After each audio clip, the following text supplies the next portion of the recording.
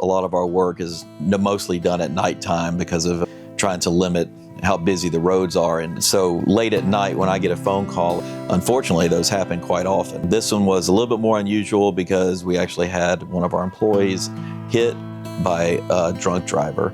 I heard a boom and I look over and I see water splashed everywhere and a car had hit a crash cushion going southbound. So we had circled back around, kind of parked our truck diagonally in order to have something for people to see. I noticed a lady walking in the middle of the highway, kind of stunned and out of it. Told her to go sit down, and I noticed something in the road, so I went to go look to see what it was.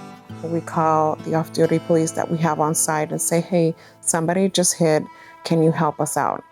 We park and we're directing traffic. The girl is super disoriented, and before I noticed that she was heavily intoxicated, I noticed from the corner of my eye that there's a car that's not stopping. As I turn, that small car just hits my truck. And I'm like, oh my God, this car just clamped Brock. I heard my coworker yell, Brock, look out, and didn't even have time to turn around. Somebody had T-boned our truck, and it threw the truck into me and threw me supposedly 70 feet is what the police officer told me. It just happened so fast, so fast. I want to make it home to my kids and my wife.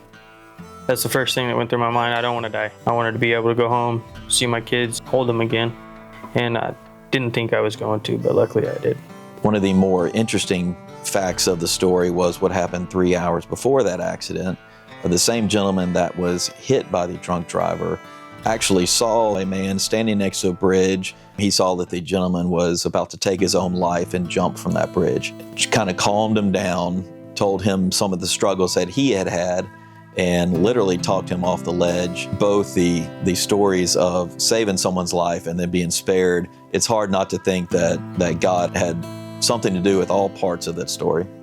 We have a mother, a father, we have kids, we have people that are depending on us.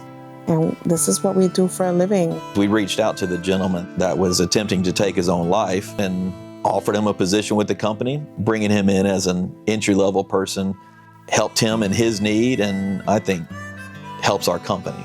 We're a steward to the people of Texas. We're performing a service that North Texans need. We are moments away from a fatality.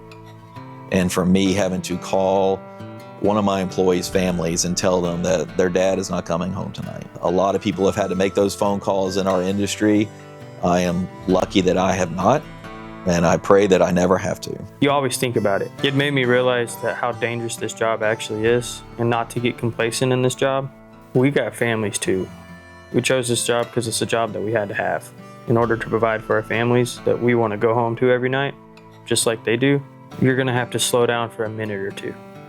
A minute or two ain't worth somebody else's life.